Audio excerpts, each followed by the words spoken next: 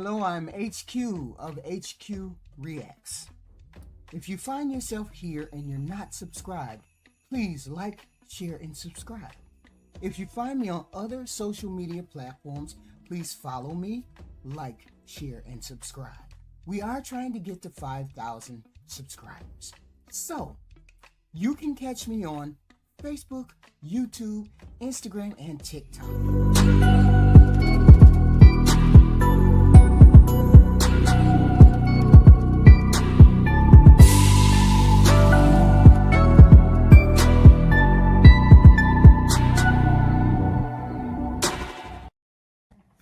Hello, everyone. Hello. This is HQ of HQ Reacts. It's a wonderful Tuesday, and we are up and ready to go. Today is our married letters discussion. We may have to go it alone because I think Jay may be sick. We may be sick. He may be sick, so I don't know. But it's always an interesting conversation when we are talking about being married or wanting to be married. And we really want people to be looking to pair up with other human beings if it's right? Because we are in a precarious time when we need all the support we can get as a couple, as a husband and wife. We have to do a lot of hard conversations these days, whether to move, whether to downsize, whether to downgrade. Hey, Dr. Step, there are plenty of things that we have to, decide these couple of months coming forward.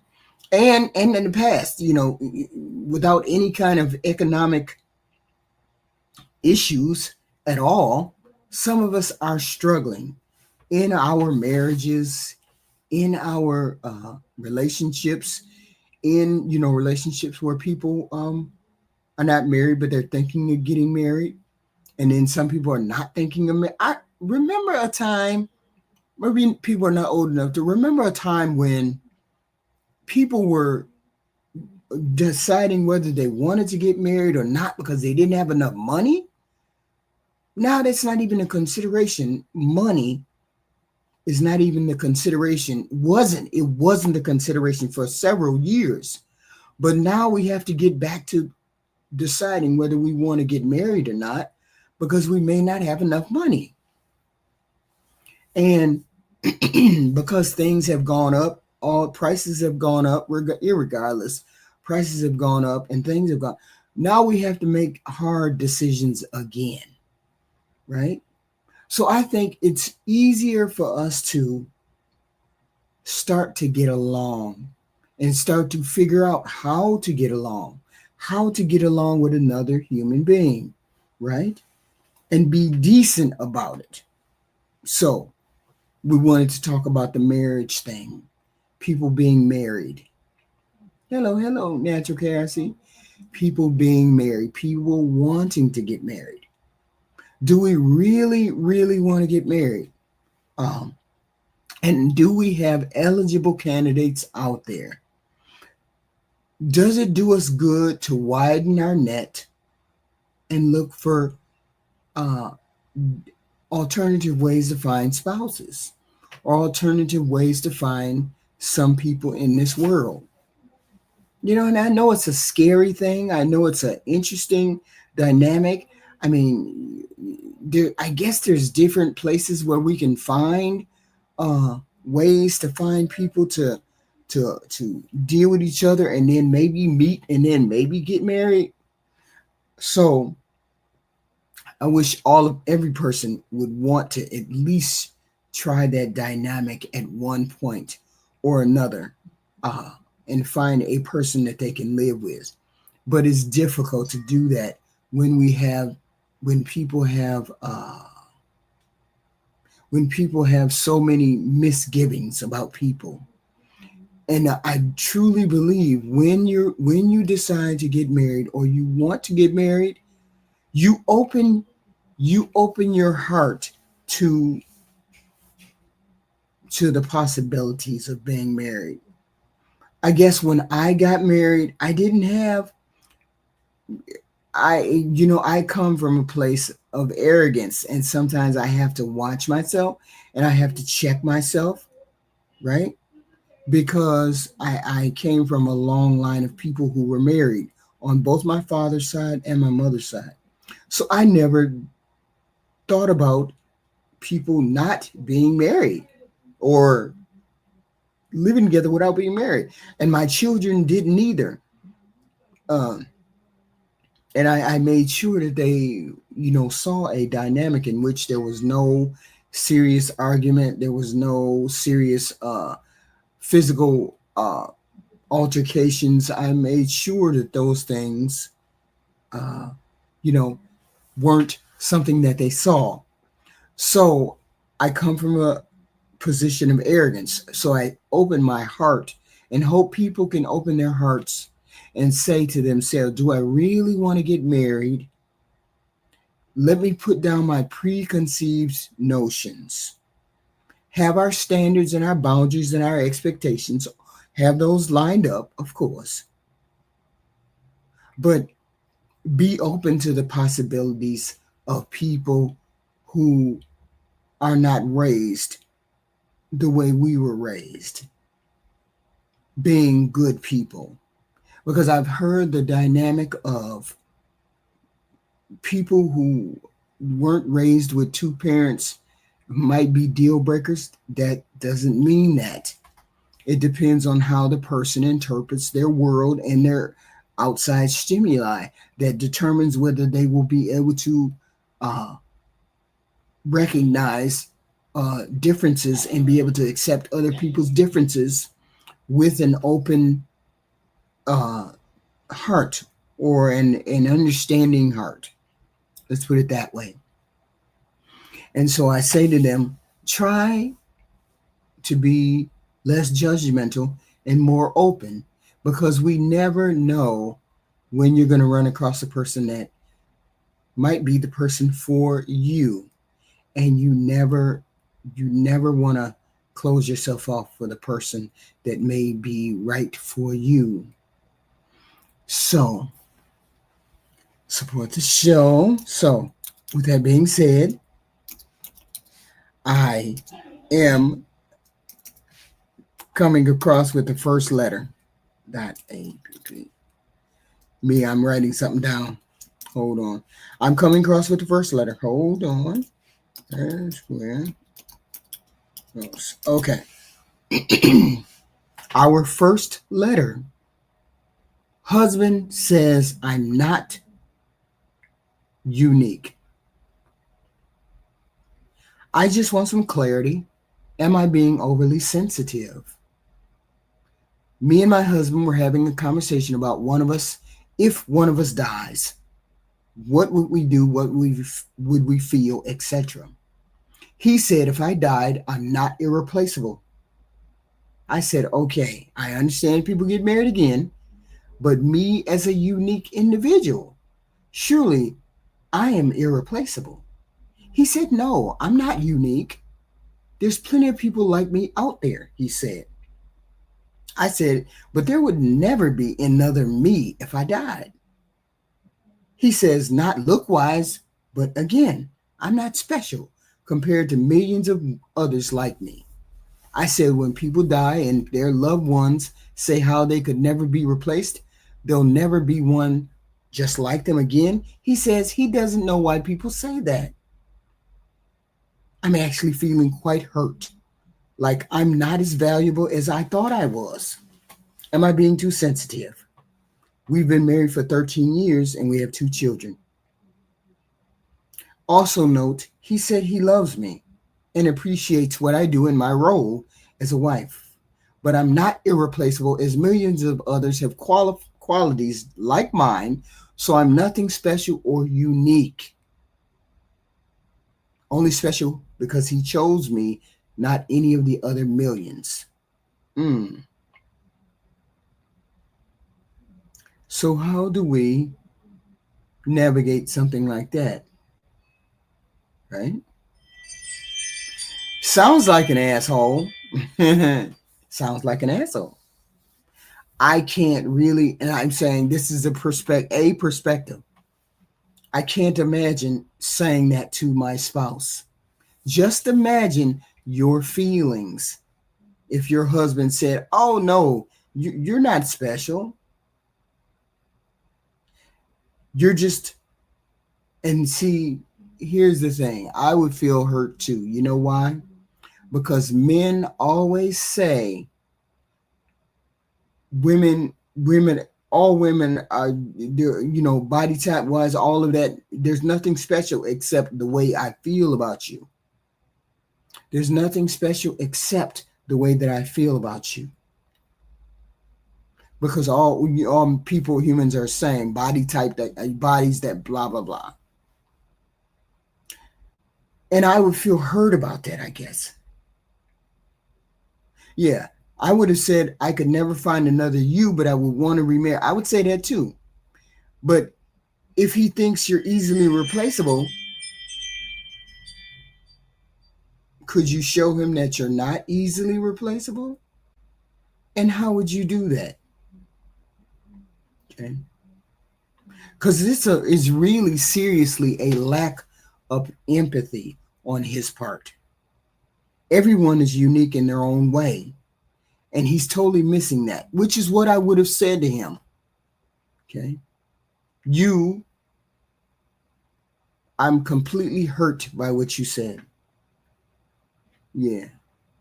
I'm completely hurt by what you said. Because it shows, it feels as though you don't concern yourself about how it would make me feel if because I'm replaceable according to you. So that makes me feel less than what I am to you. Like I don't mean as much to you as you say I do. And no, and I thought the whole point of marriage was to at least, I guess honesty is okay. This kind of honesty would be okay. But I would feel as though you don't, it's something that you never should say out loud. And I think a lot of people think of it as a white lie if he would have said something different. Okay. Would it have been a white lie for him to what did it cost him to appease her? Specifically, if he said it or she said it 1, 2, 3 times. If she said, "Well, I'm unique," and he said, "No, you're not. I'm unique." "No, you're not. I'm unique." "No, I'm not." What would it have cost him to appease his wife? And I think he deliberately did not want to appease her. And then that in itself is a problem. That in itself would have been an issue. Why is that? Why is it that he didn't want to? Okay. He said, "You're easily replaceable." Okay. And that felt like you thinking of me as a piece of furniture. Okay. A piece of furniture. I mean, just imagine how that comes across. Specifically with a wife. In these day and ages, right? In these day and ages when people say, "Oh, I'm not that invested in marriage. I'm not that invested in blah, blah, blah." That's what it comes across as.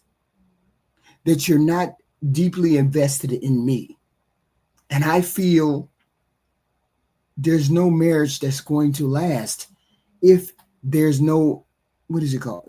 No investment beyond, I'm going to be devastated. And everyone wants to hear that. Every person who's married wants to hear that you're going to be devastated if I'm not around. But I will pick myself up and I will be the type of person that will get on with my life instead of being slumped to the ground and out of there. So maybe he's not as romantic as she wants him to be. But this is something that she should have known being married to this person, that this is the way he was going to answer. But he later came back and said, oh no, I really do love you. I think he needed to clean a little bit of that up. He needed to clean himself up or clean his response up. Because that was a devastating blow to her, because that's the way she feels. She feels neglected. She feels like she's not important, which doesn't bode well for the future if all of his answers are tailored to humble her. And I think that was part of what he was doing. He was trying to humble this young lady. And that's not a good thing in a marriage. Okay. That's not a good thing in a marriage. Because you should never want to humble your partner in a way like that, that has your partner questioning your feelings for that person. Okay. Yes, you too, but I mean, if somebody says my husband comes up to me and says you're ugly, or I don't want to be with you anymore, or something to that effect, you're going to feel some type of way. You just are, right? It's you can feel this way. A person can make you feel this way, but it's how you respond to those feelings. It's how you outwardly express those feelings that's the most important part, right? And he came up to me and said, I'm ugly. I know I'm not ugly, but why did he say that? So you're going to feel some type of way. So she has to feel some type of way, but she needs to go through those feelings and say, did he really say this? Was he saying that? Okay. And this is how some people put cracks in their relationship. I would never want my spouse to question how I felt when it came to something like that. Now, what should his response have been? His response should have been, I'm going to be devastated, but I would want to marry because we're young enough where I would still want to live a productive, healthy life after you were gone. We all are ugly in the eyes of the Lord. So this is what I would have said, or I would have tried to say. I would never have let my spouse say, hey, I feel some type of way like that. And that's a part of the lessons that we have to understand when we get married, that you don't want your spouse. I don't want a person to walk around this planet to question how I feel. You don't ever want to walk around on this planet and have a person question how you feel. And that's an open-ended question that he put to her, or that's a response that would make me question, and rightly so. But she needs clarity in that marriage. She needs clarity. I think there's something else going on. That's wild for you not to say that. That's wild for you not to reassure your spouse that you would be there regardless. But it is what it is. Our second question: have you ever kicked out your spouse? Did it help them smarten up, or what was your experience? My husband has been very stressed at work, and I have become a target of his stress, saying things that are nasty and horrible to me. He apologizes and tells me that none of this is true once he calms down. This has been going on for a month. I've tried to support him, but I can no longer tolerate it, so I asked him to leave our home today. He told me I don't have the balls to ask him to leave, so I did. Whoa. We have a 4-month-old. He was never like this before all these stressors. Have you had this experience where kicking someone out makes them smarten up and see what they're not doing right? My loved ones are telling me he will be crawling back in a week. I want him to come back and be normal or get some help for whatever he needs. but I'm not sure. Should I just get ready to be a single mom? He said, forget them kids. My thing is, don't bring him back right away. Tell him to try therapy. Hopefully you all make enough money where you can get therapy, where he can get therapy, where both of you can get therapy. Okay? A lot of people end up separated but still married. Okay? You want the person, if the person is not treating you correctly, you need to let them know how they're not treating you correctly, and what it takes for them to be whole again. He needs to have therapy if the stressors are what is wrong. But you don't know what's wrong until he identifies and tells you what's wrong. Okay? And sometimes they never come back. Sometimes relationships are just broken. Okay? And then give him an opportunity to change. Because if he comes back now and he hasn't had therapy and you know he's had stressors, the same thing will happen months down the line. Is this Kinder G? What the fuck? No, this is the marriage letters. He needs to get into therapy ASAP. And when you have these kind of stressors in relationships, you should get therapy. You should have people that you can speak to, talk to, have conversations with before you take the action of hurting your spouse. And then you have to decide whether you want to stay married or not. You have to decide that. Do I think many modern women have princess syndrome? What is a princess syndrome? What does that mean exactly? Do you think many women modern with princess syndrome, where she feels like she's entitled to a lot of things? Fairy tale story. I don't think there's a lot of pragmatic women. Are pragmatic women are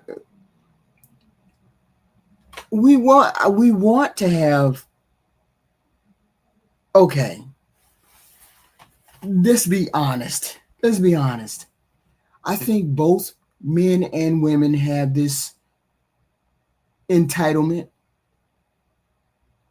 I think most men and women do. Because you want a certain person. And when you want a certain person, we have dreams and fantasies of a certain person. We want everything to be perfect, and nothing is perfect.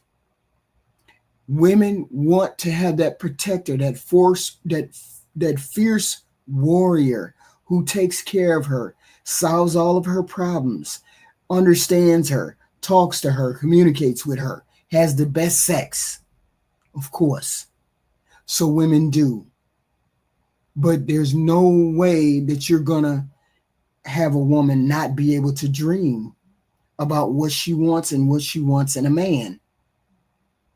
Okay? Because everyone has a fantasy. Everyone has an idea of what they want in a person, in a human, in a marriage. Okay? Every person has those fantasies. It's only until you get married that the things change. Thank goodness I never had a man who he was too much inside his head too much inside of his head for him to be a bad person. Went to work, showered, oiled. He did everything like clockwork, right? And so he was too much of a person like that for me to run into him and say, damn, you got attitude. You did not, he was never a person that got angry. Screamed.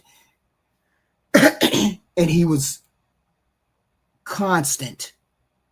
He was consistent. he was stoic, not stoic, but I could depend on I knew that he was not an uneven keeled human being, which is what I dreamed about. I dreamed that someone he wouldn't hurt me, he wouldn't treat me bad, he wouldn't put his hands on me. I dreamed of those things. I never dreamed of the fantasy. So I have to say, I guess inside of our heads these days, women see we are so bombarded with the things we see on the internet that we don't take time to say, this is a regular person. This is a regular woman. This is not Lori Harvey. This is not Denzel Washington. We're just regular, normal, everyday people, just trying to do normal, everyday things. But we do have a tendency to look at things in a blown up light. But there's nothing wrong with that, because we come to earth at some particular point when we meet the right person. See, we have to look at a person to see if they're we are physically attracted. The women look at men to see if we're physically attracted, and then we worry about the other things after that. But you have to have some of those other things pretty quickly, right? Pretty quickly, in order for us to continue in the relationship. We have the physical attraction just like men, but we are willing as women to see if you have more of that. You have more of substance, and we don't stick with the look. Men stick with the looks quicker than women do, because we look at the looks and then we say, okay, is he a bumbling idiot? Can he speak? Does he have a job? Can I talk to him? Men tend to say, oh, okay, well, she's beautiful. Let me run over there and see if I can make everything fit into these holes. We all have to look for the substance. Yes, that's how men think. No, I'm not going to speak for men. I know how women think. We look at attraction, and then we look at your other things after that. You men can look at however women you look at women. This is how us women do things. Men do things differently. So, however y'all do it differently. Okay. So yes, we do have no men look for substance. It's just different. Okay. I'm not saying you don't look for substance. I'm saying you look for looks, and your look for looks, or your obsession with looks is longer than women's. We can look at you and then we can tell instantly whether we will sleep with you. Whether that experience will be pleasant depends on how you talk, depends on how you come across quickly. Men will put up with a lot because she looks very good. Women won't. We will put up with a lot, but only to a certain extent, because we can't talk to you. We can't do this, that, and the third. Right. So we look at things differently that way. Looks are not the only. Okay. Women, looks are not. We just can't. Women want the fantasy, and I get it.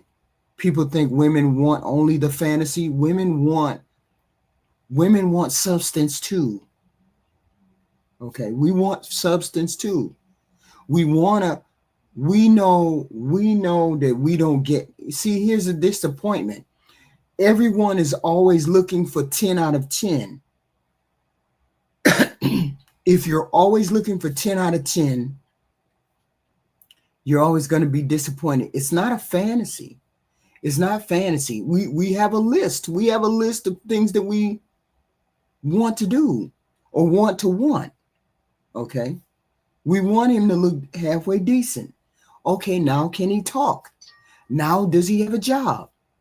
Now does he like kids? Now can he be friends with family? Is he consistent? Is he X, Y, and Z?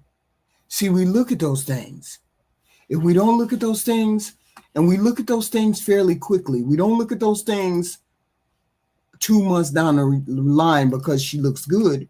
We look at these things because we want to know immediately, are we willing to go forward with you? Can we go forward with you? Are you a person that I can talk to? At least these are the things that women should be looking at. Okay? Women should be looking at these things. You should be looking at if I can communicate with this person. All of these things, and I get it. Okay. But a lot of women look at the looks and that's it, and they stop. And how many times does that work for the man and the woman when you just stop at the looks? Okay. When you just stop at how she looks, or you just stop at how he looks, how often does that work? Does it work? Does the relationship work if you stop right there? Wow. It never seems to work when you stop right there, because looks fade. Okay. Letter number 3.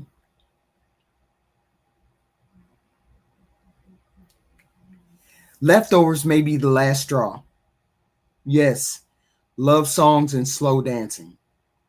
Yes, we have to have relationships. We have to have substance in these relationships. We cannot go without having substance. We cannot go without that. Leftovers may be the last straw. For context, I'm 39. I've been married to my husband for 5 years. We have a 3-year-old, and ever since I got pregnant, we have had a rocky relationship. And he tends to be extremely self-centered. Not saying I'm the perfect partner by any means, but I'm talking major stuff, like not paying his share of the bills so he could save for a trip just for himself. We already know this family is in trouble because she said he doesn't like to pay his share of the bills. Specifically, if you don't have enough to pay your share of the bills and you taking the share of the bills and doing something else, the family is in trouble already, which basically means somebody has to downsize, right or wrong. And he's 40 and she's 39, which means what? They both are living outside of their means. It's 2 of them. What the heck is going on that 2 of them can't afford bills? She says, like, he's not paying his share of the bills so he could save for a trip for himself. We had a huge fight where I told him very plainly that I was considering divorcing him, and things have gotten better. We've been through the cycle of fight, improvement, and regression before, but he said that knowing I was actually ready to leave him got him to think, and he wanted to make it work. Wow. Last night we got home from a long day, both of us. We had a family obligation to go to after work and didn't get home until 9 o'clock. The kid was with us and somehow still awake. We'd been snacking on the drive home, but had not had a real dinner. We got home, and while I was getting baby ready for bed, he heated up a container of leftovers. Fine, of course. There was a second container for my kid, and I had to share. I was literally walking to the kitchen to get us something to eat, and he gets out the second container and pops it in the microwave. I stared at him while it cooked and pulled it out and took it and he pulled it out and took it to the table. He said, "What?" Like he is actually oblivious. I usually do a lot of cooking, so we had not had a lot of easy foods to eat. I ate a banana and made my kid a mac and cheese. It's a small thing, but I feel like I'm going to spend the rest of my life begging this man just to be nice to me. So they had 2 containers of food that they brought from this party, and her husband opened up both of them and started eating both of them instead of leaving one for her and her children. I mean, it sucks. I get it. But if you didn't speak up while he was eating it, what's the big deal now? Why? But what she says is it's the consideration that he hasn't given her. Okay. He's not considering her. Why didn't he consider her before he did that? She hadn't cooked anything. That was the last of the food that they had to eat.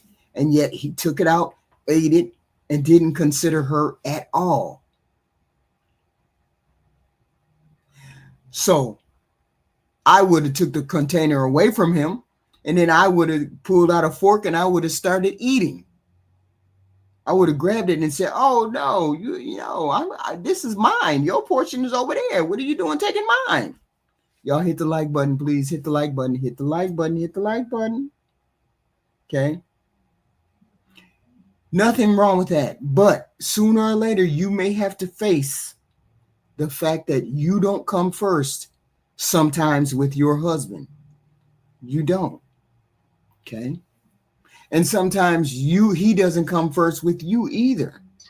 That's something that you have to agree on.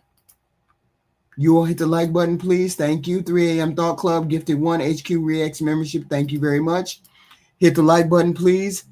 This is a short show because, I usually have a companion and another person up here who, is with me with the questions. But that's okay. People don't like to hear my particular voice by itself. I like to have it bounce off a man and his kind of take on these relationship things. Because my thought may be true, it may be wrong, it may be right, but we never know. So that's why I like to have a person up here to speak. And as I said, Jay said he's sick, so we wouldn't want to miss him. Okay. The whole point was this gentleman right here is valid in a certain extent when he ate, when he was hungry, but he didn't consider her. And how many people have run across a spouse that is selfish to a certain extent? Yeah, Jay got the gooch flu. Yeah. I think I'm coming down with something myself because I woke up this morning and I was hacking too. The whole point is you never know. But see, I heard something was coming. What is it? I heard something was coming, like a flu or something was coming. And then it's even worse than what we normally have. Something, a flu, or either, I'm not sure, COVID, but I think we might be getting something. And my daughter's been sick too. I don't know what the hell. Pop Smoke at HQ. Who is some dude? Oh, some dude with that sexy voice. Okay, I got you. I was like, who is this some dude? Okay, that dude. Okay. Anyway, that was one of those. No, I can't afford to get sick. That was one of those questions. This is our letter, another letter. Should I tell my husband the truth? My husband and I have been married for 21 years, together 23. Last year, I decided to file for divorce. It was a long time coming and one of the scariest things I've ever done.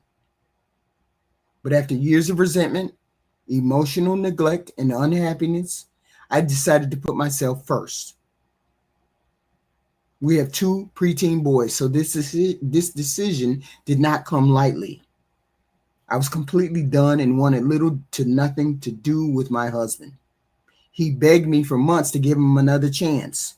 He went to individual counseling, started doing things to help himself deal with his depression. Oh, he was depressed. Hey, some dude. Hello, Aaron. Yeah, what up?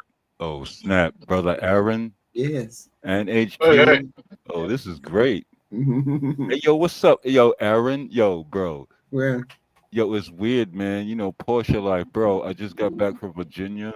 Yo, you right, because I heard you say it in a conversation. It's nothing better at like 3 a.m. with a naturally aspirated Porsche Boxer engine singing at like 80 Oh miles an man, hour. that's heavy. Yo, bro, my mileage kept going up. It was so Yeah, beautiful. Like it was beautiful, bro. I was like, yo, this is what Aaron was talking about. Mm. Look, this is your yeah, show right now, brother. definitely. All right. Nah, man, I appreciate your intelligence. All right. So y'all get it going. All right. I'll be Yeah, here. no worries, man. Sure. What's up, HQ? Hey, how you doing? I was just reading I'm doing well, thanks. some of the letters that we got, for the show. Yeah. You know, I was That just that reading last letter, time for her to go. the last letter about the he continued to be. She thought he was selfish. Pack your shit, baby girl. Adios. Time to go.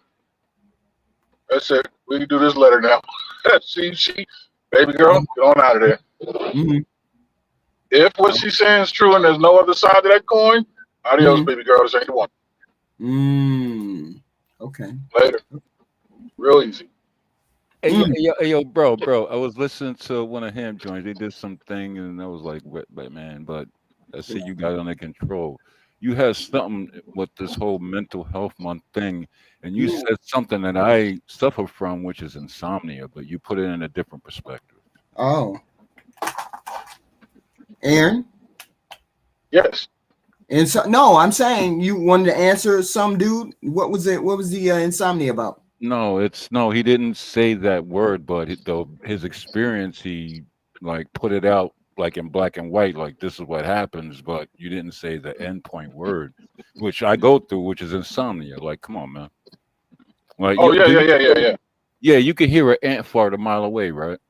Mm, okay. Oh, yeah. Right up. Exactly. Oh, I was curious. I wanted to hear what you were talking about. It's just a thing. Yeah. Oh, It's PTSD related. I got surfing I guess, plus racing mind, you know what I mean? Has something to do with it. There's a lot of thoughts. Yeah, Uh, it's like, I yeah, sleep shallow and I sleep short. You know? yeah, you're an engineer. I'm a computer engineer and data scientist, so that's Oh, why yeah, that's right. Yeah. that's So, why I yeah, your realized mind what you're is saying. always, yeah. Yeah, it's weird. And a lot of people, when I heard you say that on Ham's joint, I was like, oh snap. Yeah. That's another thing. Engineers, scientists, our minds are constantly putting the world around us together and taking it apart and putting it together so that's the other thing. The mind races because we mhm, think numerically, we don't think linguistically. You know what I mean? So just always calculating something, always thinking about something, optimizing something, mhm. efficiency, just in life. Yo, you know what made it so dope is a cold drive makes it all good. Oh, Hmm. that's what I do. I get in the car and go. Yeah, that Yeah, you calms it got all the, down. Yep. you got the GT3. I do my turbos is taken apart because I'm trying to put it on E85. Got to get the bigger injectors, Mhm. Yeah, wastegate. Yeah, but my yeah. Carrera, yeah, you got the I don't even you got allocation. That's not your first one because if you can get that one, that's not your first one. I got 4 Porsches in the garage, man. Yes, sir, ski. Yes, Yeah, sir. just to get that one. Yeah, Yeah, I already know. I was like, I seen the blue joint. I was like, nah, you got more than one because they don't give yeah. those to everybody. I know. No, Mm. Okay. So cars and insomnia. Okay. Y'all yeah, done? yeah, yeah, yeah. I'm just here. I just was gonna Yeah, do the I'm show with you. cool. I saw Yeah, you were yeah, alone. yo, Okay. Yeah, Okay. Jay wasn't here. I was gonna rock out with you. I yeah, thought that's maybe what's y'all up, was yo. gonna elaborate on what you were talking about. I just got Nah, yo, real rap is a good platform. This is the first time I'm able to talk to the cat. okay. Yeah, You know? yeah. It's up to y'all. I'm along for the ride. Whatever you want to do. Oh, okay. No, I thought it was some serious explanation. Maybe it could have helped somebody else. That's Nah, all. we just talking. Yo, Okay. butt Yeah, in, butt in. yeah. Okay. No, no. I was just reading a letter. I was just reading our fourth letter. About some kind of neglect, I guess, and they don't know the other spouse. Uh, she said he begged me for months to give him another chance. Went to individual counseling, started doing things to help himself deal with his depression, which tells me there was some depression in there. Okay. About 3 months after I filed, he asked me one more time to reconsider, and I agreed. Since then, we have sold our house and moved. Anyway, we've been trying to find a new house to buy, and I finally found a therapist and was accepting new clients for us to work with. My issue is that when I filed for divorce, I was completely done, and I have not been sexually attracted to him since. We haven't had sex since 2024, and it's really bothering him. I'm in the perimenopausal, and as a result of my complicated surgery, I'm not interested in sex. We have hugs and kisses. The other night we went on a date and he tried to have sex, and I said no. No, I have told him that I am not going to take our relationship there until I'm ready and comfortable, and I'm not yet there. Now he's mad at me and won't talk to me. I'm not sure how we're supposed to work through this if he won't talk to me. Should I tell him that I'm not attracted to him right now? I'm hoping that I can get those feelings back. Please help me. Wow. HQ, I would say women go through a hormonal change called menopause. Men don't. So we have to adjust to look. I must just shut up. No, go ahead. I value your opinion. Go ahead. No, I'm good. What were you finna say? Something wrong. Aaron, you can speak. Maybe you can speak a little bit more. This isn't the same couple that the guy ate all the dinner. Oh well, I mean, we just put that down to she making a big deal out of it, and it probably wasn't a big deal. So no, that's not. I mean, but is this? Are we talking about the same couple? No. This is another piece. Okay, yeah. I think they need to seek help. I don't know if counseling is the right word, but how do you get they got some back, though? Huh? How do you get the attraction back? How do you do that? Well, with the woman, right? A lot of the attraction that women have is cerebral. You know, like it's in the mind and in the heart. So you gotta hash out what's going on there, and then it's going to take a lot of understanding on his behalf that she's dealing with a season of her life. You know, I mean, and if you're married, I always boil down to duty and honor. When it comes to marriage, hey man, this is what you signed up. They said for better or worse, sickness and in health. Look, that's exactly this. Here you are. So you don't think she should apply? You don't think she should suffer? Not. I don't want to say suffer. I don't want to say suffer through it. I do want to say something similar. You don't think she should? Look, hold fast. Chill out. No, wait a minute. Wait a goddamn minute. See, one thing I learned with older chicks, they like spontaneity. Like if you in the McDonald's, you gotta maybe I don't know, you gotta do something, and then you pull over in the parking spot and let them have it. They love that spontaneous stuff. They like the excitement. That's the key. You guys don't get it. I'm giving you guys too much game. Y'all should pay me. Sheesh. I'm saying, what the hell could I do? Should she work on herself and then try to find the excitement of having sex, regardless of whether it's with? I don't know how to approach something like this. What would you as a man, if you found yourself not attracted to your wife, what would you do? I work on myself and work on the marriage simultaneously. I go full throttle, full frontal effort. I mean, there's nothing else that you can do. Yeah, there's no escape plan. There's no ejection seat to this. No. Problem. We gotta about the physical thing. We're talking about the actual physical thing. I don't know. Maybe TRT. Talk to professionals. That you know what I mean. Who knows? I don't know. I would just work on myself. Not having sex is not an option. That's not the option. Because we're not sex. We don't know that. We don't know that. It may be, right? I'm not saying it's an option that we should consider readily.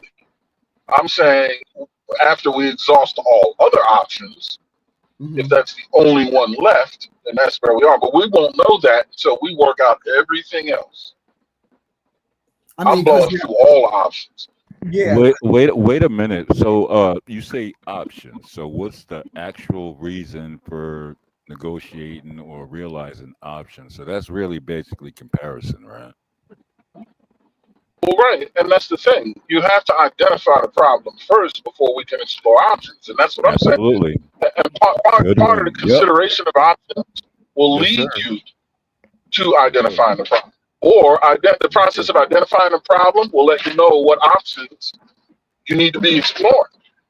Yes, sir. Salute. But see, research, it just you need deep dive research immediately, and you need to go full throttle with it. Hey, yo, can I ask you a question, brother? Have you ever been called an idiot savant? mm, Yes, Yeah, me too. Welcome to the fold. yeah, no, what she said was, she said she's been married for 21 years. She decided to file for divorce. It was a long time coming and one of the scariest things she's ever done. But after years of resentment, emotional neglect, and unhappiness, I decided to put myself first for once. But then she said he changed, he started to do things differently, and blah, blah, blah. Now, this is where I'm finna pull the lady into it and say she's wrong. You know why she's yeah, wrong?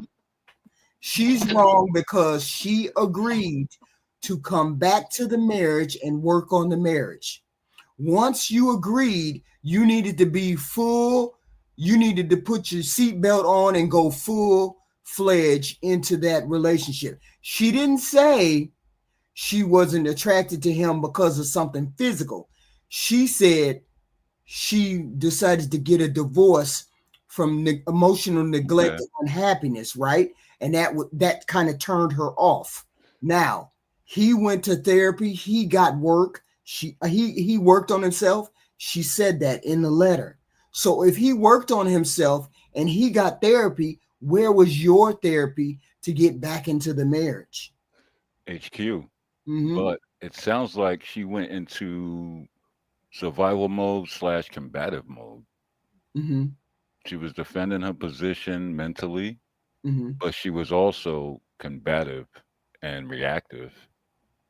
I don't know if it's negative or positive, what favor it's in. I don't know. Mm-hmm. Yeah. But it sounds very, you know, like I That's don't why, know the situation. that's why I'm saying I think this may be the initial break in the relationship may have been his doing, but you decided to give it a second chance. So once you decided to give it a second chance, the break is your problem now. Or yeah. the you do you understand what I'm saying? Maybe I'm not Yeah, saying, you're all Yeah, in. no. Yeah, Yeah, I get on you. the thing. I get you. because you said I could when you make a decision to stay married, when you get into an argument, people get into arguments and then they decide to break and do all that good stuff, right? When you decide to come back together and say, hey, I'm going to give this marriage a second shot, I'm going to give this marriage the Okay. All all. right. If you don't, and her not having sex with him is her not giving it the second shot she said she was going to give it. Okay. Right. So you're saying that people really don't understand the ability of compromise? On her part, no, she's not gumming from her position. She's not getting off of that hill that she was on. You understand what I'm saying? Yeah. She went to a place. I'm Hmm. not going to stay married to him. I'm not going to do. And That's emotional though. That's emotions. right, but she didn't say she was. She didn't say there was something physically wrong with her not having sex. She didn't say that at all. You understand what I'm saying, Aaron? Yeah, I get you. Yeah. Are you insane? So why is it that she's holding back from uh this is the reason why it's not working, because she's not holding back. She's not putting herself into the position of forgiving him, whatever that might be that he did or he didn't do. She's not recognizing the fact that he has Okay, changed. wait a minute. Pause. So you bringing in almost a level of expectation. Hmm. You saying what?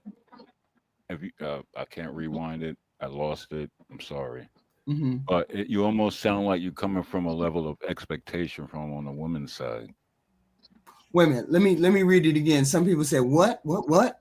She said, "My husband and I have been married for 21 years. Last year, I decided to file for a divorce. It was a long time coming and one of the scariest things I've ever done. But after years of resentment, emotional neglect, and unhappiness, I decided to put myself first. It was not an easy decision. I was completely done with my marriage and wanted little to nothing to do with my husband. He begged me for another chance for months to give him another chance. He went to counseling. He started doing things to help himself deal with his depression. 3 months after I filed, he asked me for one more chance to reconsider, and I agreed. Since then, we've sold our house, moved. I had female surgery. Okay, it created a different issue. What she did, I guess she did say it was some physical thing, and now we're trying to go back to the way we are. My issue is that when I filed for a divorce, I was completely done with him, and that means sexually done with him too. I'm in premenopause or perimenopause, and as a result of my surgery that I had, so I'm not interested in sex. So what do I do? Because he wants sex and I don't. That's it. That's Well, the I think first she should do what he did and seek out.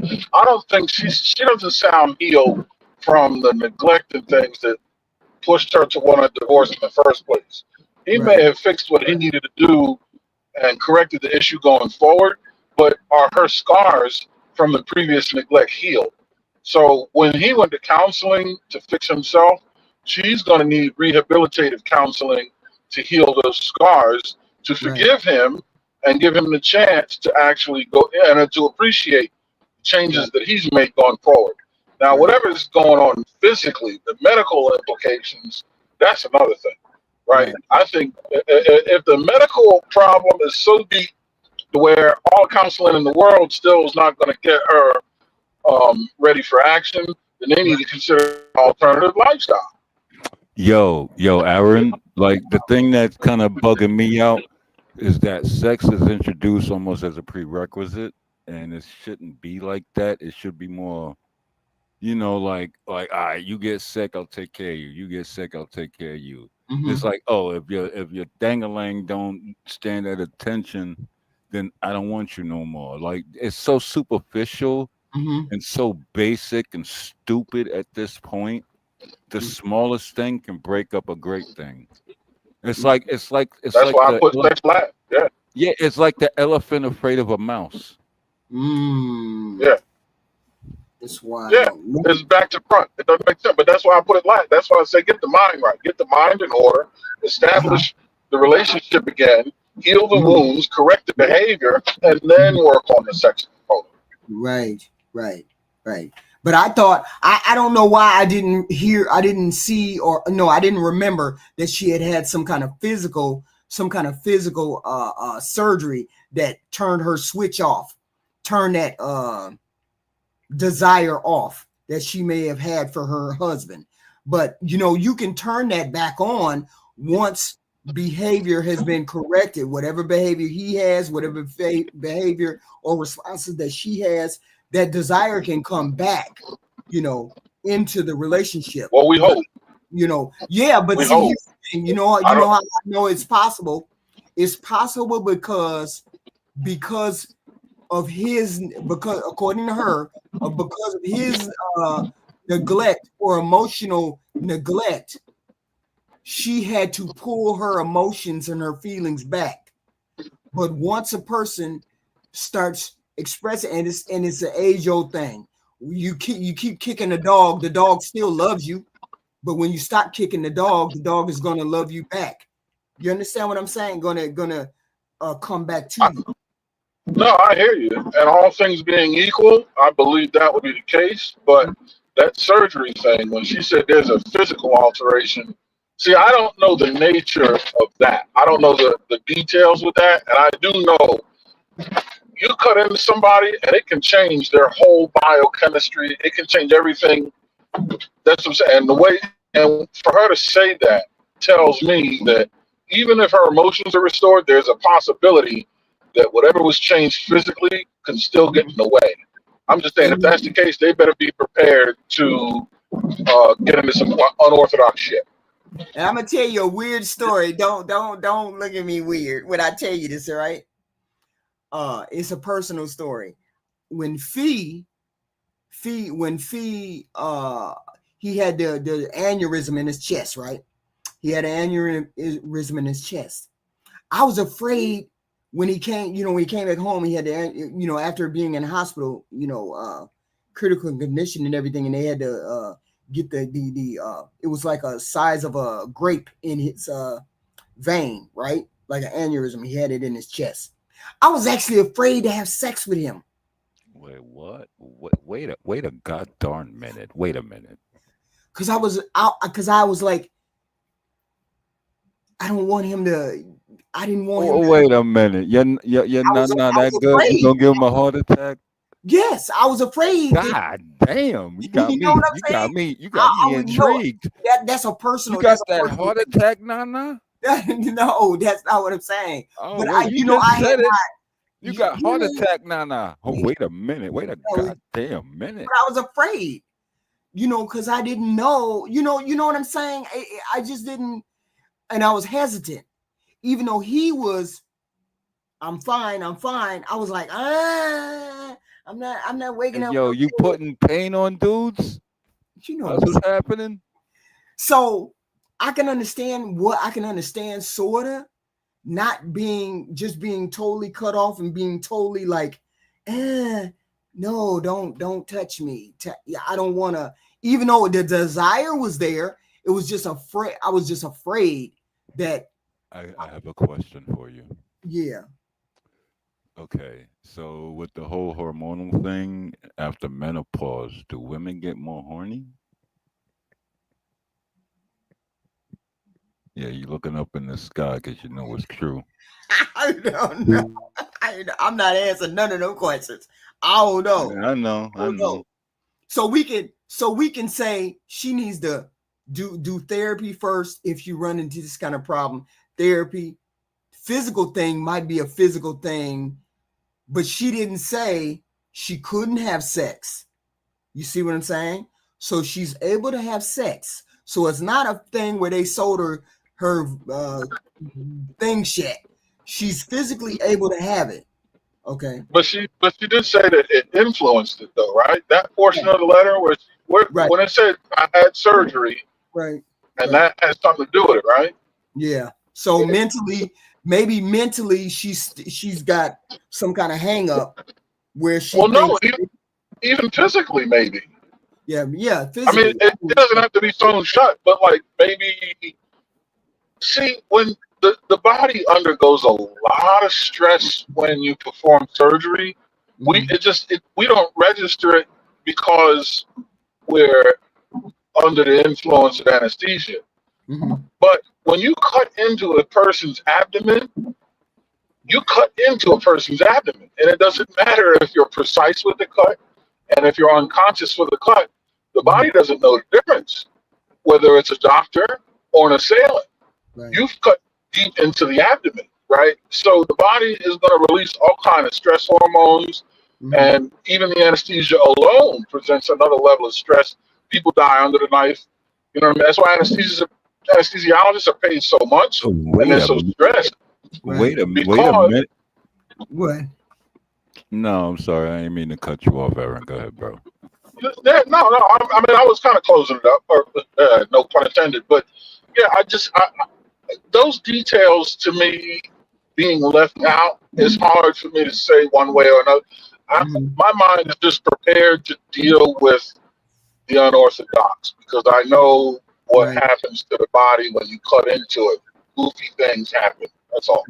Whoa, hold on, Aaron. Hey, yo, bro. Like, do you see what goes on? Like, when you sleep and we can step outside, you see the level of ego and arrogance that goes on, and projection, of course. And everybody is trying to go for a goal that's moving faster than they can keep up with. Yeah. Okay, cool. Mm, okay. So we're gonna put it to the side. We're gonna say the marriage is salvageable. There's therapy that's needed. We don't know the extent of her physical whatever, but she didn't say she couldn't have sex. She didn't say that. So all of that's possible, and the feelings can come back if you try, but you got to go into it 100%. I thought she was keeping her physical self away from him because of that, because of the feelings, and that probably wasn't the case. It probably was actually a physical thing. The marriage is done. Why you say that, Project Leroy? No, it's not. See, That my, is my yeah. the way my reverence for the institution of marriage is set up, there's not enough here to compromise, right? There just isn't enough yet. Right, Marriage to me is next to breathing. It is once you can get in there, right. the level of musts and have tos is so extraordinarily high. Mm-hmm. Like there isn't much that can break up. I mean, it's intense shit that to me that will break up a marriage, and I just don't see enough of it here to say for sure it's done. I think there's work to do still. Right. Hey, yo, Aaron, how petty is half of it? Half of the marriage stuff. What that? I said, how petty is half of it that causes the breakup? How petty is? Half of it. Half Oh, right, right. yeah, and I mean there probably is, and I think that's where the counseling or the discuss. I think that's where hashing out their position in the relationship will clear a lot of that up and get to the serious part. You know what I mean? Mm-hmm. Because most of what gets in the way of marriages is petty. It's Yeah. just it's not the quality of the problem, it's the quantity. It's just so much petty shit that Right. it eventually becomes overwhelming, right? But it's like straw. Right. Eventually straw gets heavy, but each piece of straw is nothing. You know what I mean? And that's usually what's going on. Okay. Okay. It piles up, piles up.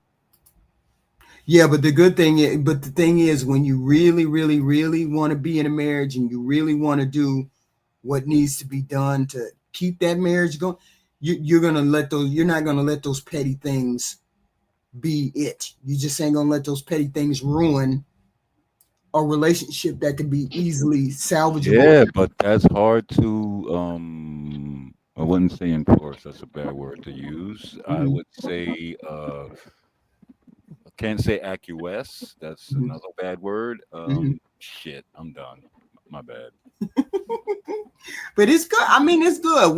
When I decided that I wanted to be married, I was gonna stay married. So I did all of the things but see, I'm not a unique person, but I'm a person that I read a lot about being married before I got married. That's all I did was read about marriage, read about what I needed, what I wanted, how to do this, how to do that. So I read a lot before I got married. So I was like, okay, I'm gonna have a marriage, and I said to myself, I'm gonna have a marriage like my mom and dad. My mom and dad got married when they were in their 20s, and they were together forever, and they never, until my dad was deceased, they were together. So I was like, okay, I'm gonna do that. My brother the same way. My brothers got married, never. He only had one wife. It was what it was. So I was determined that's where I was going to be.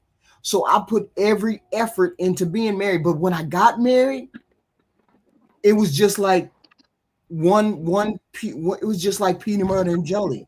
It was never cantankerous. It was never we gonna fight. It was never the petty things. I always said I'm never gonna do the petty shit. We are gonna work this out. It was just like peanut butter and jelly. I don't know about nobody else, but I knew that I was the best that I could ever be when I got married. That was where I That's wanted to be. and you have it exactly right, and that's exactly how it's supposed to work. My parents, my father was born in late 50, my mom was born late 51. They got married in 76. They're married now. Mhm. Wait I got married when I was 36 because I was that stringent with what I wanted in a woman, and they weren't qualifying until she qualified. And I found her, and I wait had a mission. wait a But like you goddamn said, wait a what minute. was up? Wait a goddamn minute. See, we exhibiting old school values that a lot of these young people can accept. So this is a recorded conversation, I hope, because people Mhm. can gain knowledge from it. Mhm. Because we talking Yeah, truth well, and we just if they relaxing. We just relaxing. And we Right. if talking they truth. can't if they can't Yo, if yo, they yo, can't yo. accept it, Hey, yo, if Aaron. they can't accept it, then they got to shit or get off the pot. Hey, Right. yo, Aaron. It's almost like we playing a spades game at a cookout. Yeah. Mm-hmm. Right. It's just that it's just people that look at it and say, okay, we don't want to get married because this, that, and the third. Once you find that person that qualifies, you need to get that ball and you need to run with that person that qualifies. And I promise you, it won't be always easy, but it won't be as difficult as people make it out to be. Like you're gonna run into this problem, run into that problem, run into this problem. And it's also you got to continuously learn Yo, your spouse. hey, Continuously learn your spouse. yo, HQ. Certain people, because their mindset, they get so facetious. They go into a tangent and they just so negative. It's like, all right, I might pull you out the dirt, but I might make you dig your own grave. You Mm, know? mm. I mean, it was just easy. I wanted to. You want it to work. You want it to work. I'm not saying being a simp or being a wuss or being. I'm not saying that. I'm saying the better person, the more I got to learn my spouse, the more I understood. Okay, this complimented me, or I was more of a compliment to that person. I learned that person early. That person was not a person that liked to be rah rah. That person was very steady all the time. So I Yeah, knew goddamn. bringing drama was not going to work with this person. And I was not a drama person. I was like, well, I ain't no drama person, no way. So we gonna get along just fine. And that's what I found. I found that person that accepted me for all the goofiness y'all see, the airheadedness y'all see. That person looked at me and said, okay, I can live with her goofy airheadedness. And if she can live with me, we gonna make this compromise and we gonna make it work. Hey, yo, hold fast, real quick. I gotta go. Thank you for letting me up. You know I love you, sweetheart. Please And come back. Please come nah. I might be back. Yo, Aaron came up. I talked to the homie. back. This is probably one of the best panels I've ever been on because people wasn't bullshitting. We talking real knowledge and we building. Right. So is shooting to the stars. That's all I'm saying, and I'm out. I gotta go. Thank you, sir. Thank you. Zeus. Hello, Be safe, sir. brother. Hey, how you guys doing? Thank you for having me on the chat. Aaron, you know I love you. HQ, I love your lamp. Anyway, Yes, yes, yes. with that said, you just told a beautiful story, and I want to highlight some parts in it. Go ahead. When you was telling that story about your marriage and everything you were saying, you said you are not unique. Yeah. Okay? And remember the story we read where the lady wanted to hear that she was unique? Mm-hmm. Yeah. So you just contradicted yourself. But we're not going to stay on that. No, I didn't know. I was talking about her. I know that, I know, but that's the secret. The secret of being unique is being humble. Right. The person who's number one don't tell other people they number one. You know what? They just exude excellence and other people enjoy that. That's what I'm saying. When somebody wants you to tell them how great they stop it. We doing too much. Right. Could the guy have delivered it better? He could have. Right. That's coaching on intimacy and communication. Mm-hmm. Okay. The next story you told about non-sex or something like that. Mm-hmm. That's also, women can receive what's called pellets, and they're a steroid pellet. When they do that, when they receive that pellet, Mm-hmm. that libido is going to override everything. When your libido is low for the female, Mm-hmm. everything is annoying. The kids is drawing, and she going, "Why you using those colors?" Mm-hmm. Everything becomes super petty. She doesn't want it to be, Mm-hmm. but that's the thing. So let me go back with the other Oh, element. wow. Okay. When you talked about marriage, and that you wanted to be married, one thing that you're very consistent about, besides gaslighting, is whenever you talk about marriage, you say, "I wanted to be a wife." Right. You didn't say you knew how to be a wife. You Right. said you wanted to be, meaning you had an empty cup and you was going to fill it with wife stuff. Right. The other thing is you talk about modeling. So if I don't know anybody who's happily married or who's staying married, Mm-hmm. I got to go find those people. They might be older, they might be different races, but I'm going to take a page from their book Mm-hmm. to fill my book. Right. That's the difference. Mm-hmm. Right. The last thing I'll mention is outsourcing. I have a belief, doesn't mean everybody else has to believe it, but people are annoying. Everybody that you like is annoying. So just break off little things they do, aka I got a friend. He loves talking about super engineering stuff. I don't know nothing about super engineering stuff, but I listen. Right. You know what? His wife don't want to hear. Mm. So now he can go back to his wife, and I give him little suggestions. Hey, man, why don't you take her to a movie? Hey, why don't you do this? And then you and I can talk about this stuff, but talk to her about, the puppy, the blah, blah, blah. Remind her of her car. And I just give him like a menu because it Mm. helps him stay on track of being a real person. Mm. And with that said, I'm in. Thank you for that story. Thank you. Thank you. Thank you. Let's read our story. Second story. Last story. I'm sorry. Second to last story. Second wives deserve a united front, too, against the stepkids. My stepdaughter, who's 20, isn't financially stable and dropped out of college. I married her father, and I have consistently raised issues with my husband that she doesn't respect me. She treats me like an outsider, does not include me in conversations or dining room table issues, and has absolute contempt for me. I was getting uncomfortable with this dynamic and the hostility I had been feeling this whole while when I decided to call her out once on the dining room table itself. Then again, she chose to completely ignore something I said when I've been nothing but kind to her and giving her space, knowing how close she was to her mother, who I still honor as a part of the family. She said I have done nothing worthy of her respect. And if I want respect so badly, maybe I should know respect is earned and not automatic. Ooh. This moment stayed with me, and I have done some deep work to explore and clarify what it is that I am asking for so that I can clearly articulate it and name it clearly without apology and make it harder for anyone to twist or weaponize something as fundamental as this. The basic civility every human being deserves.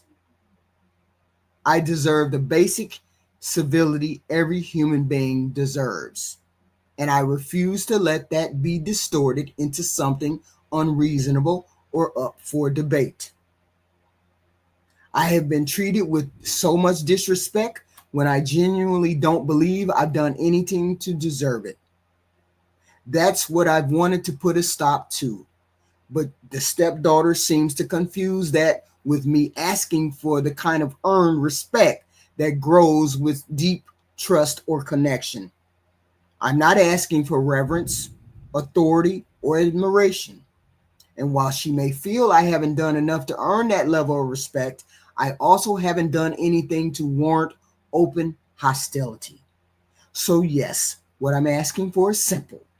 not admiration or affection, just the basic decency of not being treated with disrespect. I have explained this to my husband, and he heard me without deflecting, minimizing, or defending his daughter.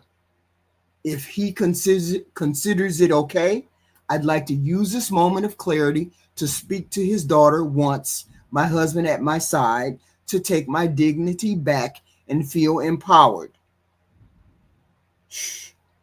She said the talk will go like this. Your father chose me. He married me. We built a life together and a family together. So if you've decided I'm not worthy of your decency, that's not just about me. It reflects on your judgment, your values, and the kind of daughter you're choosing to be in this household. You don't get to challenge my place here like it's a punishment and still claim to love your father. A daughter who decides her father's partner is beneath basic decency isn't being strong or principled. She's being selective. What does that say about you? If you don't respect me, that is fine. I don't need you to revere me, but also be clear about what your current behavior says about your character, because I have never came in here trying to be your mother or your friend. You're actively choosing to be disrespectful, I'm sorry, and that it already makes you a bitter daughter. I don't want you to carry that trait in your role if you should choose to be a wife and a mother too. And if you're still convinced yourself I don't deserve to be spoken to with kindness, then the real question isn't who I failed to be. It's why you're still here expecting to be cared for by a household you look down on. Mm. You guys get the letter? Yeah, I got it. Mm. That last part was she wanted to talk to the daughter with her husband at her side, and say those words to her because she's being treated contemptuously. What do we I, do about that kind of relationship? well, we okay. I get that that's what she wants to do, and that'll give her some catharsis. That's not what she should do. If the husband is what I think he is, because he listened to what she said and didn't give any pushback and is really on board, right? So Right. maybe he was just blind to what the daughter was doing. But Mm, really, he should be the one to deliver that message in private right. or with the wife present. I would say with the wife present to give the wife the catharsis that the message was delivered. Right. But the message that needs to be delivered, I mean, she worded it very, very politely. The message I think needs to be his rock port, the right one, not the left one, Mm, taken and placed firmly and deeply in her exhaust pipe. hmm. What the hell do you think this is? I married this woman. This is my wife. You are my daughter. Get on board with the program or agitate the gravel. Get lost, play in the sand with your toes until you get to the end of the world. Get out of here with that. This is my wife. I married this woman. She Hmm. is number one in my life. If you respect me as your father, you get on board with that. If you don't, adios. Mm. And she's 20. We can cut this shit short. Nope, not having it. See? But see, that's my reverence for the institution of marriage talking. Right. Right. And the wife does deserve catharsis, but she's not the one that should deliver that message. Not because it's not her place, but Hmm. because it's in the husband's place. And As her husband and as the father. hmm. He is the authority over two, Right. her and her. And Right. it's his place to deliver that message, to protect his wife and to straighten out his daughter. Nah, Mm. baby girl, get on the horse or get off. You know what I Absolutely. mean? Zeus, what do You you say? messing up. What you say, Zeus? Did I tell you I love Aaron? Did I say that? I love Aaron being back. Aaron, I appreciate you so much. Right. Yeah, I love Because you too, I brother. think Indeed, indeed. I, I think these conversations are hard, but I think they're very real. Right. I don't hear the same thing you guys do. I hear that the divorce broke her in a way she doesn't have the discipline. She doesn't respect herself. Because she doesn't respect herself, she doesn't know how to respect other people. So you can draw a hard line in the sand now, but you have to go backwards and say, okay, here's where we started falling apart. Let's get some counseling. Let's get you online. Let's get some things. Let's set some rules, some parameters, some boundaries that's going to keep us safe, keep you safe. That whole speech she had to do, you're going too deep. Let that girl fix herself. Everybody else work on how they're going to communicate with her, how they're going to hold those boundaries. And to me, that's how you move forward. So, I agree 100%. I covered the husband's part, you covered the dad's part, but both have to be done. I agree 100%.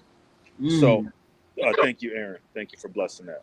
So I want to do something else, and I don't know who said it in the chat, but we had several people say it, and I don't know what it is, but melanated people, we are scared of getting mental health, getting some counseling support, getting psychiatrists and psychologists. So I'm gonna share a tool. If you have a college in your area, you can go to the college, and they have a psychiatrist study and a psychology study. You can go a whole semester unlimited. So that's 6 months for $80. So that is something. And they also, some schools will do what's called scaling. If you can only afford 25, if you can afford 200, they're going to fit you in. But it's a miraculous thing. Once one of my peers supported me in that, it helped me unravel a lot of stuff. And just having somebody say, hey, why are you doing that? And I was like, I don't know. I've always done that. They're like, yeah, take that off the table. They didn't tell me to stop doing it. They told me to take it off the menu. Oh, okay.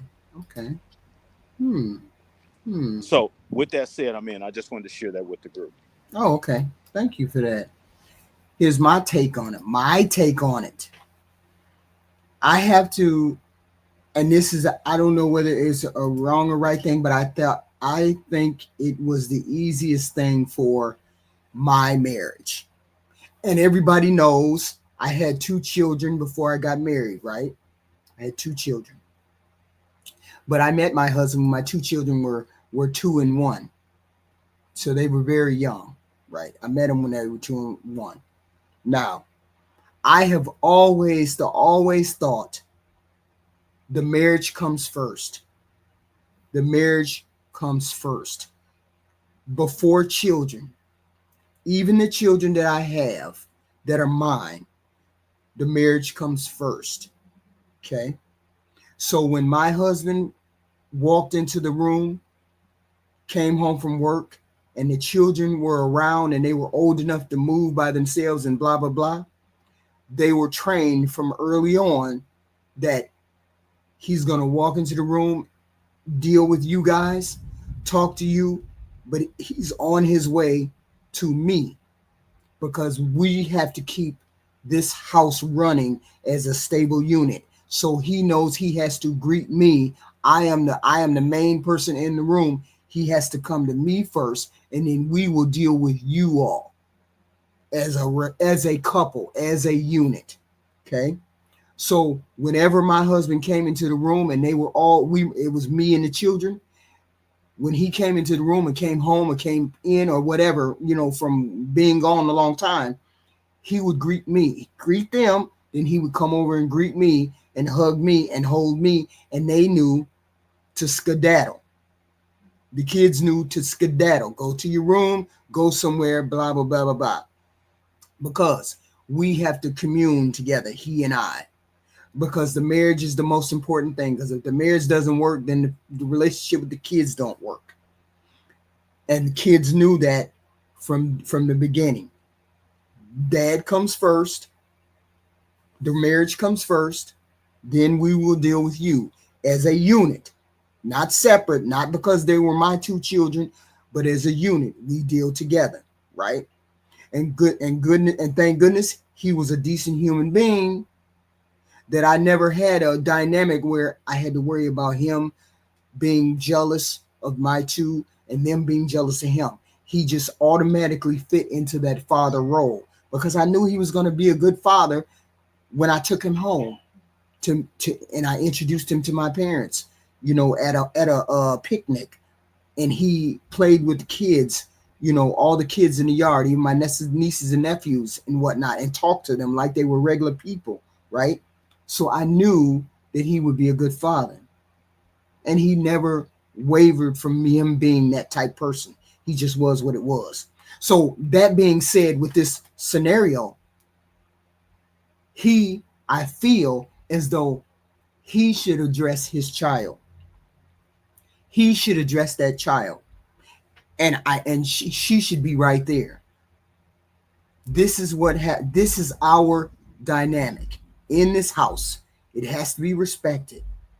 You come after this union. You're 20 years old. So therefore I don't have to placate any feelings that I don't have to introduce or address or do any of those kind of things. My wife has done nothing to be disrespectful. This is all on your side, because I've seen the way you did this. I've seen the way you've done that, right? So that's the only way I feel that she's going to take it seriously. She doesn't respect the stepmother. She doesn't respect her, but you do respect me as the father. So you're going to get what you need to get from the person that you respects. Because the first thing that child will do, if as the stepmother I addressed her, she would be looking at her father saying, "You're going to let her talk to me like that? You're going to let her talk to me like that? You don't love me enough to talk to me. Why are you going to let her talk to me?" It'll be that dynamic in that kid's head. So you want the person that she respects to be the addresser. And that way she understands that everyone in the room is under the same accord as that man, as that father. And that's how it should be addressed. Or at least that's how I think it should be addressed from the man's point of view. This specifically, okay? Because who knows? The daughter might have hauled off and slapped her. Okay. I don't know. It could go different ways. But I think the man should have addressed it first, if anything. Say that first before you said he was a good fan. Anyway, that was my take on it. Okay. You know what it sounds like to me? Mm-hmm. As a father and a husband, sounds like we 3-0 up here on this panel with that beat. Yes. His job is his job. His job may not be easy, but it's simple and clear. All he has is to do it. Yes. But I agree with every word y'all two said, and I don't feel any pushback from y'all what I said. I think we're 3-0 here. His job is simple. Get it done, son. Okay, wait a minute. Project Leroy said, I mentioned that my husband was a good father. I asked why you said that first before you said he was a good man. Because that's automatic. He even to this day, that man stands tall in my eyes. I don't care what nobody say. I mean, I stand in his shadow in a minute. Man, law prerequisite, right? I don't say he's a good man because it's automatic. What else would he be? What else would he be?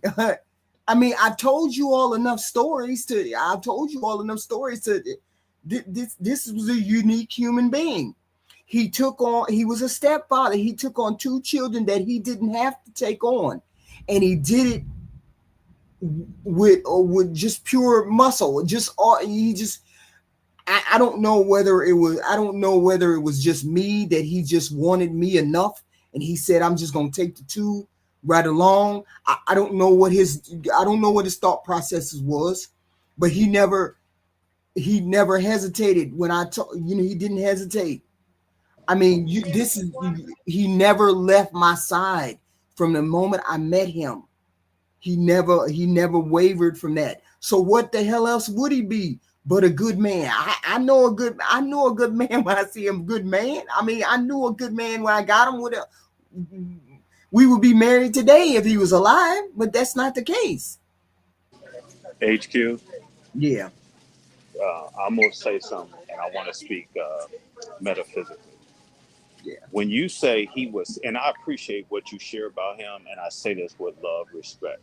and support. When you say he was sleeping in the dorm and he was just storing his money, Mm-hmm. on a spiritual level, he was waiting on you. He was waiting on you. And you a bag of crazy. Black America, right? You a bag of crazy. But he knew how to navigate those waters. He changed for nobody, but he changed for you. He No, embraced I had all to your. cleave to him. I had to go. It was never a matter of he's going to change for me. He was not that type person. He was just he was the way he was, and I either had to be that I had to cleave to him, or I wasn't going to cleave to him. I decided to Let's cleave. say this: you both negotiated a deal to make it work. Right. And now you said something, and this is where okay, it might taken you a while to understand something. That part you said, the kids came second to the marriage. Mm-hmm. There's a guy, he's a PhD. I'm gonna see if I can grab his video. And that's one of the things he talks about. He was like, when I come home, the most important person is my wife, and my kids need to see a little glimmer of my wife being important. Mm-hmm. They need to go play in their room. They need to see us hugging, kissing, chasing each other, slapping on the butt, and then they get their time later. But they have to know that mom and dad are the foundation. Right. And I think it's beautiful that you were able to say that, because I think it takes us a long time to get past our own traumas to realize somebody else can help us build our universe. Right. With that said, I'm in. Yeah, I heard that. I heard that story. I heard that similar thing where the wife where the marriage comes first. But I don't think you're going to be able to make it work if you don't put the husband and wife first. I don't think it's going to be the right dynamic if you don't. You'll have kids like this 20-year-old kid talking 2-point crazy to your wife, or talking 2-point crazy to your husband because she feels she's entitled somewhere. Well, he loved, and I get it. People may say that's your child and you're supposed to love your child, blah, blah, blah first. But there comes a point, they're all and when they're young, obviously you have to put them before you and your husband, you and your wife. I get that when they're young. But I'm saying when they get thought, independent thought, action, be able to talk back, all of these things need to be explained to them. Me and this wife, me and this spouse are a unit. You don't come in between the unit. We make decisions together that is best for you in this house. When you come at one of us, that means you're coming at both of us. Okay? And then we have an issue together, not separately. You don't get to call my wife a B and think I'm not going to address that. That's disrespect for her, and that's disrespect for me. See, it always has to be consistent across the board.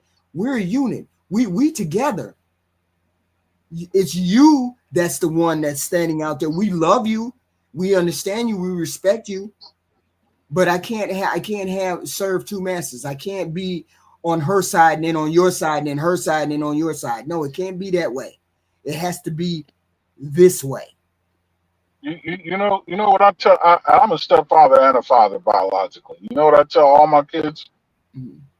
My wife can give me another one of you. You can't give me another her.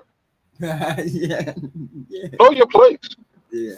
And furthermore, mm-hmm. every stitch of clothing on your back, every morsel of food in your face, that came from us. You can't feed me. You can't clothe me. You can't shelter me. Mm-hmm.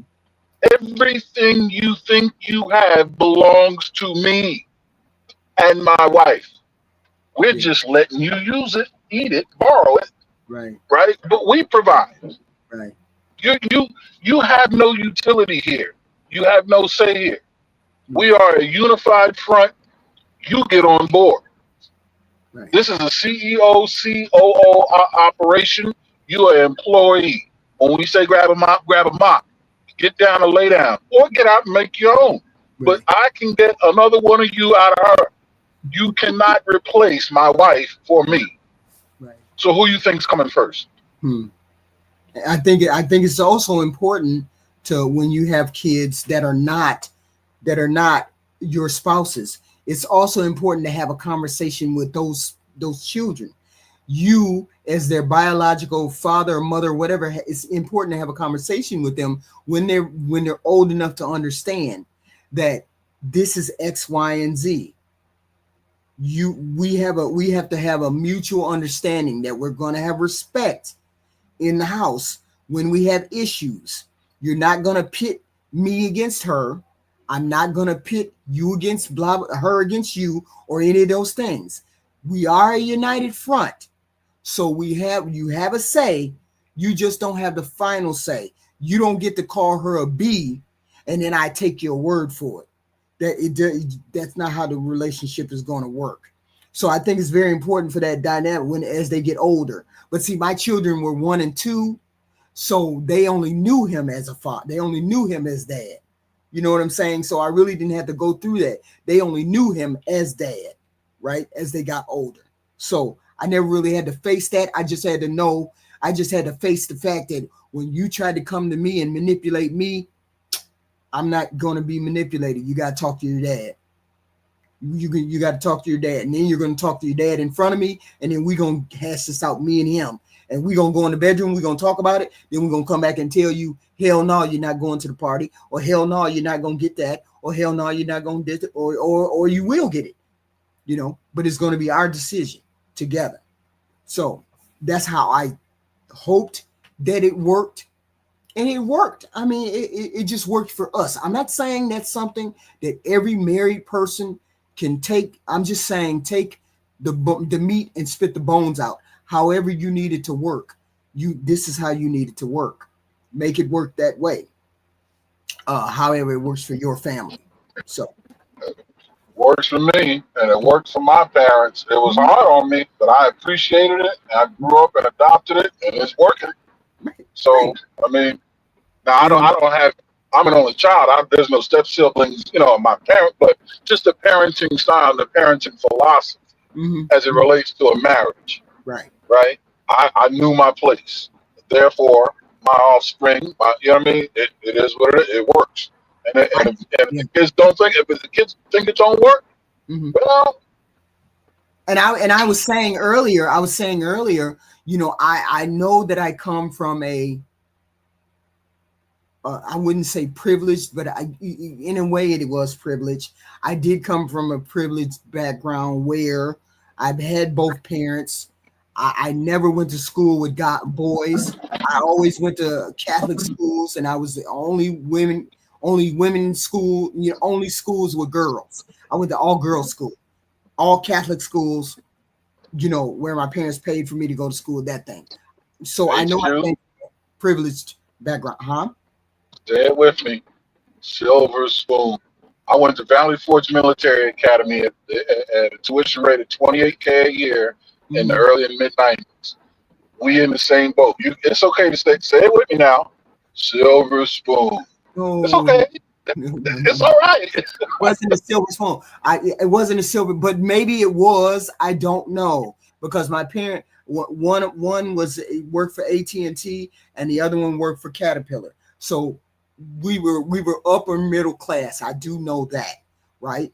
So I understand it. So I say to myself, I come from a somewhat privileged background, and so I cannot be arrogant in the way that I talk to people, because people may not have come from that background, and they've come from a single family house. So I have to be cognizant of how I come across, and I don't want to come across as privileged, although that may be somewhat of what it looks like. That's not how I was raised, though. I was raised to be very look at the poor people, think about people who don't have what I have, think about helping other people, volunteering. I was always volunteering. I was raised by nuns, so it was a very humble background, or raised by nuns school-wise, and religion and that kind of thing.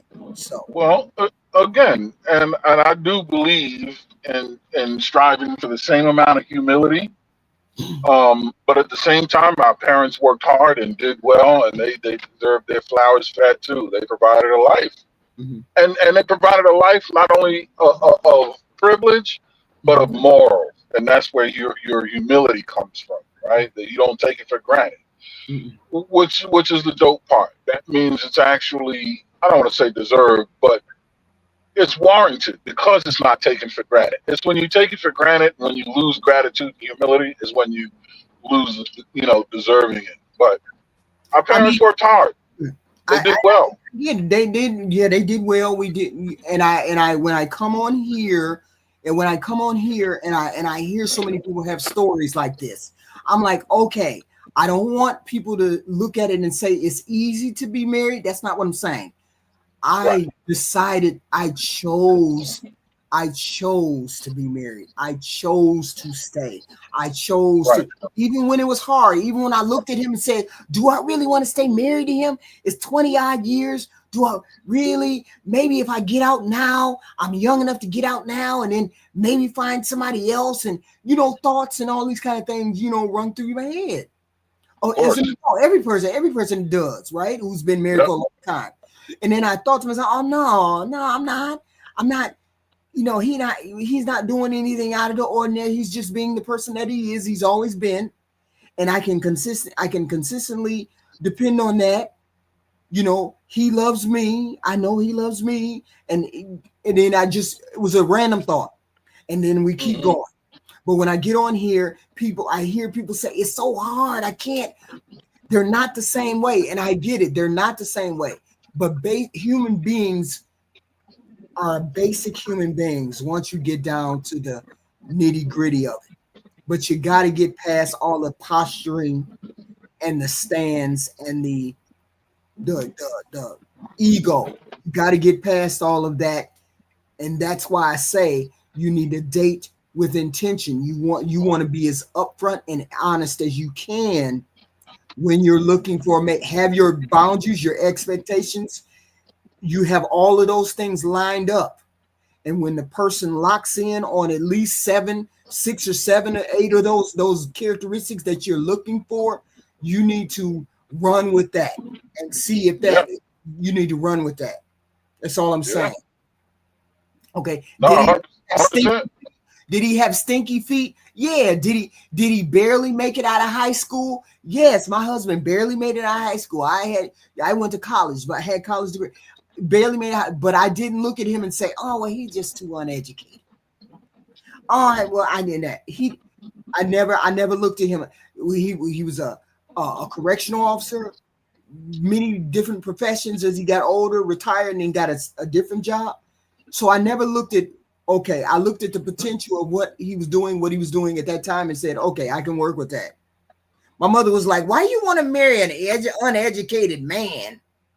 Because she was with her sedity self, my mama. She said, "Why you want to marry an uneducated man?" I was like, "Oh, yeah, it don't matter to me. That's not the most important. The most important thing," I said, you raised me to look at a man's character. You raised me to look at how the man treats me, how he treats other people. And that's a big indicator. That's a big indicator when you have compassion and understanding for other people from a man, right?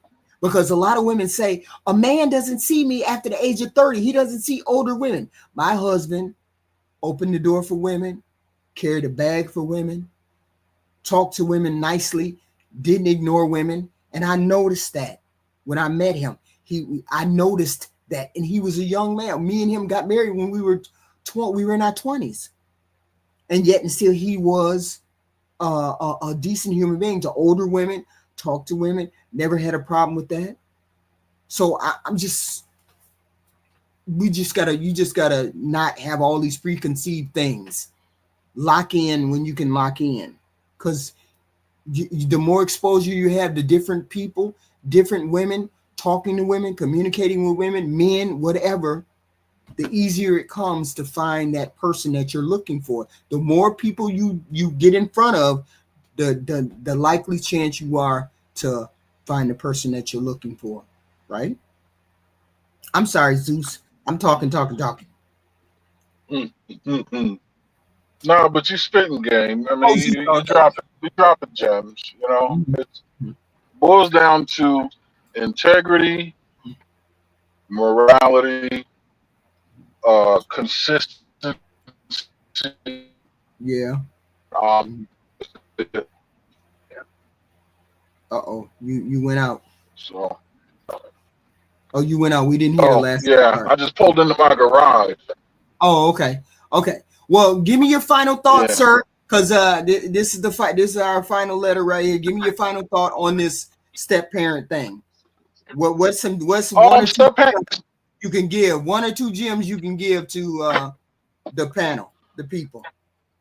Step parenting isn't easy for anybody. The step parent, the biological parent, or the children. You're just Mhm. going to need more of what you should already have, and that's integrity, honor, consistency, and morals. You got to have your principles. Right. Lean on those things, and the rest will work itself out. Because we Mhm. as humans are not perfect. Right. We need those things, but if you lean into them, the rest is just work. It's just day to day grind. Get it done, you know. Right. So, but yeah, you drop the gems. They listen to you, and they'll be all right. So Right. I appreciate the time on the panel. Hit the Thank like button, folks. Contribute, thank you. and take care, Miss HQ. Thank you. Thank you, Aaron. Please come back. Thank you. Thank you. Thank Yes, you. ma'am. Mhm. 99, Mr. Walker, 99-cent super sticker. Thank you, sir. Thank you very much. Thank you very much. It was a good thing when we have a discussion about being married and being in a relationship. I mean, I understand where I come. I understand where I come from. I get it completely and totally. Okay. Dr. Steele, $5. If she's not having sex after surgery, could it be fear? That's what I thought. Once I figured out that she was having an issue with the sex part. That's what I thought. When you have issues like that. Hopefully everybody hit the like button, hit the like button, hit the like button. But these are just scenarios in which real world problem. I love when Aaron gets on the panel. I love when married people get on the panel and they can show you and give you practical examples, right? But when people have marriage has got to come first.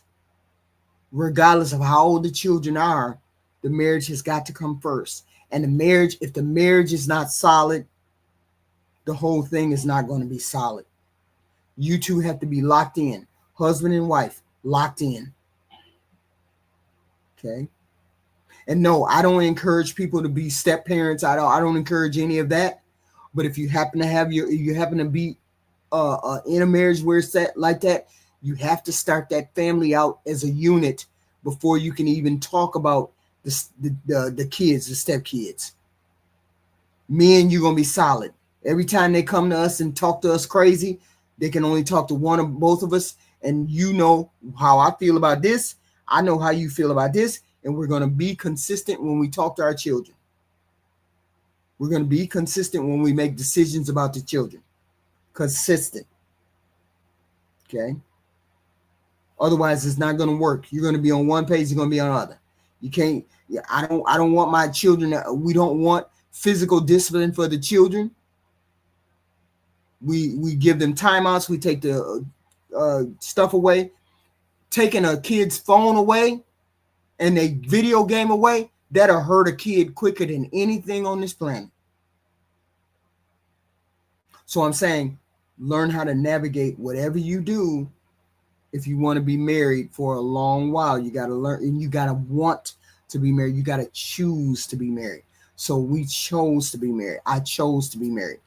Thank goodness I had a husband who just opened up his arms and said, I'll take the goofy one. I'll take the goofy one over there. I'll take the goofy HQ. Right?